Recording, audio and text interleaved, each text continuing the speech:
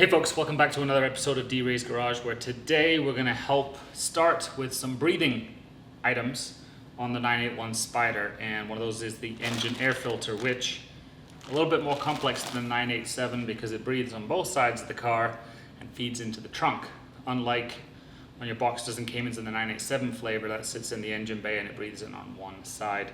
So we're going to do that project. Shouldn't take much. I've got a little 10mm socket because we're going to move the computer DME out of the way.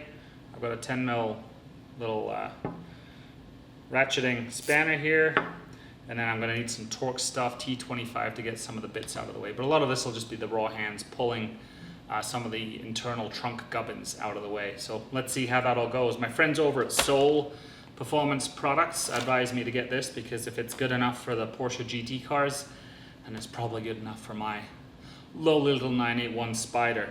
And yes, this does portend that somewhere down the line as we go through this breathing exercise, Soul may be participating in some auditory upgrades. So stick around if you want to see that stuff too.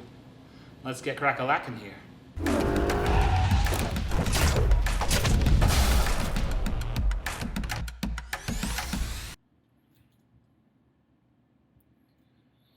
So it's quite possible that you thought I was lying about owning this 981 Spyder, a lovely specimen, GT silver. It's got the traditional Spyder red and black interior there with some Alcantara inserts. But yeah, we're going to take care of the breathing. But one of the weirdest things, and if you're a Spyder owner, you might have run into this, which is different to the 987, is how you can't open the trunk sometimes. Now, why is that? Well, it's because the roof is up. And so one of the things you need to know about this is when you lift this up, it puts a lot of stress on the roof and it'll start tearing it out. So you have to do this. So we'll get it basically to where we're going to take the roof down. So we just hold that on there. And then if you don't know how to do this, there's just a little tipping thing on there. Do this one-handed, hopefully you can see. And then you will see on a future update, this little ribbing situation hanging here needs to be resolved. I'm going to take it to Porsche for warranty first because I'm not sure glue is going to be strong enough to stick that back up. But anyway, I digress. So we've got this side up. I'll just unleash this one. Again, you never think this is going to be one-handed until you figure out where to push, and then it's easy.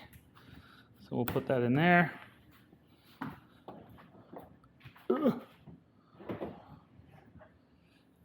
And in we go.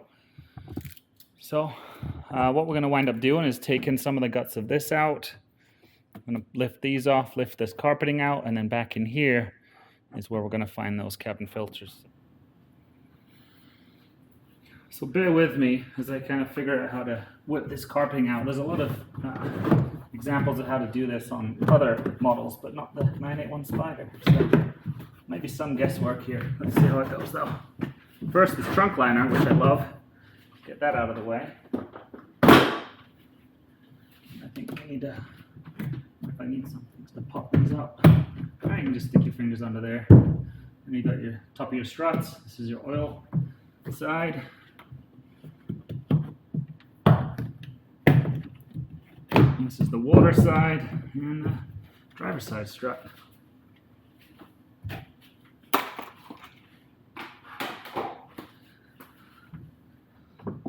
We can tease this out of here. Well, from how clean this all looks, I'm wondering if this has ever been done since 2016. Maybe it has, maybe it hasn't, but not knowing isn't doing me any favors, and all the other maintenance has been done. You know me, I like to fiddle, so fiddling is what we're going to do here. But, alright, so you can see in here, we've got this light, so let's just push that. How's that going to come out of there? The best way to get that out. There we go. Just push it in and pull it back through this side. I don't know if I want to do too much more. How much of a pain it'll be to leave it like this. We've got to get these up. so we can get to the top bolts here on this computer unit. And then it's interesting, it looks like a 10 mil bolt, and this looks like a Torx fastener. So how interesting that is.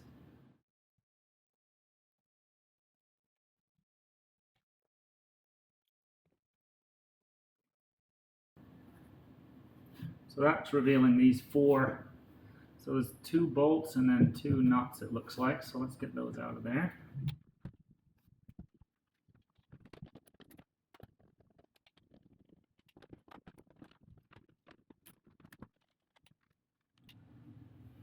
So I did forget to press record, but up in this top corner here is the T25 that you need to extract. And then you have these 2 pulls, top and bottom. And there is a metal wrench tool that people have used to release those. I don't think my fingers are going to work real well, so I'm going to try a piece of string to give me a bit more pull on it. And then when it releases, there's a good chance you're going to get hit in the face as well. So my apologies if we take a tumble, but you can just chalk that up as it was all planned. So let's see if I can get the string threaded. Wrap my hands in a little bit, get some purchasing power. Oh! And there you have it. So, my apologies for hitting you in the face there, but this is the unit and it looks OEM. I can't really date it necessarily from an age standpoint, but I would say there's a decent chance that this is original. It's certainly dirty and ready for a replacement. So there's 2 T25s down in this cavity here.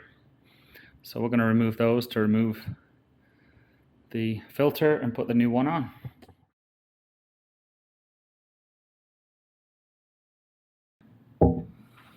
Alright, so this is the old one, and you can see these are the screw receivers, and these are probably some kind of alignment units. Same idea on the replacement. Here's where the threaded screws go in, and then the alignment needs to have the square peg at the bottom, the round peg at the top. Oh, nearly forgot the gasket. Wondering if this is, it is. So this is, hopefully not doing this wrong, but it is adhesive. And so we're just gonna set that on there for a better seal. So make sure you get your gasket on before you secure it back to the housing here.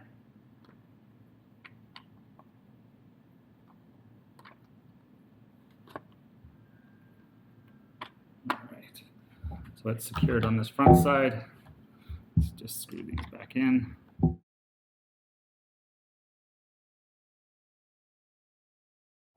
The unit's on, nice and secure.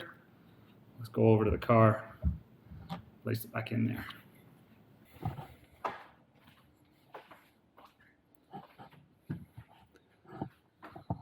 So as you can see, here's the cavity location.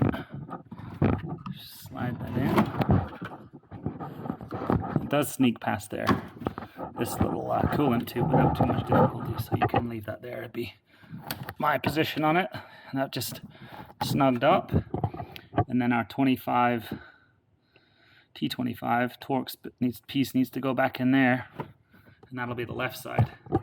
As you can see over here on this side, we're going to move this fella out of the way, which we loosened already. Probably remove the filler pipe from the oil, plug that up so we can make room over here. But it's right about now I'm wondering if I should have gone through the trouble of taking out the whole carpet, because you're going to be a bit wobbly here on this surface, as well as I need this room here. I'm going to try and make it work, so please bear with me. I probably needed to go more over this way here. Obviously be careful. You don't want to do anything crazy with those looms, but that looks okay. And then up in here, gonna want to loosen up under there. And then let's just, in case, we'll just pop that up in there.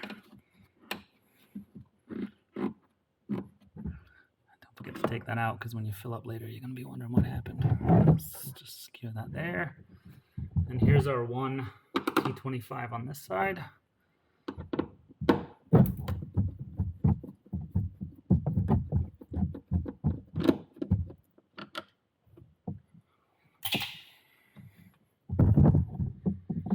I'm going to use the string trick again because it was pretty effective on the last one, and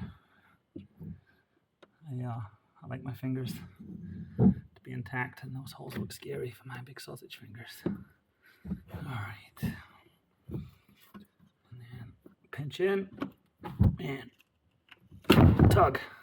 Not so bad. I'm not going to show you the replacement of this. I'll be back momentarily when I have the new filter on here. So we're just going to slide in the new unit.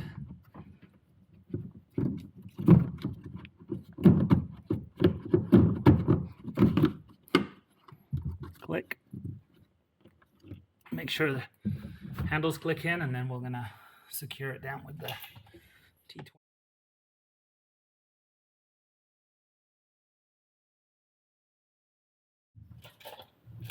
All right, so you do want to slide it over these guiding threaded rods at the bottom, and then we're going to start it up top here.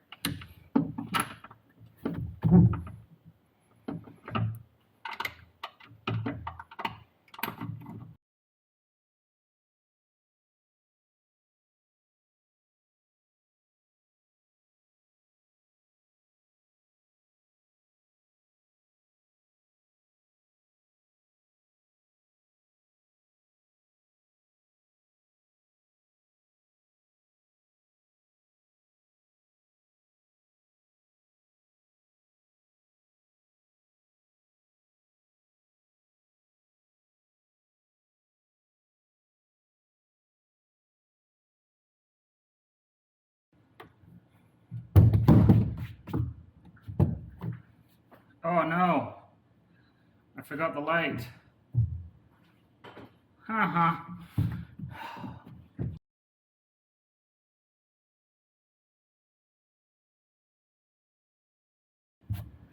right, we're back in business. So that's the short and tall of it. Thank you to Sol for making this recommendation. Hopefully I'll get it out soon and put some real air through it instead of just raging in the garage here. Obviously put some stickers up here and there. Lifetime unit, lifetime filter, so next time you get it out, just clean it out. You should be good to go again.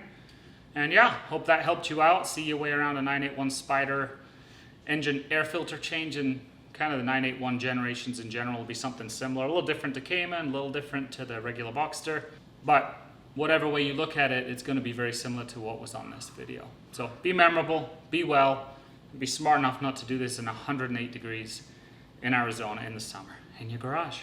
See you later.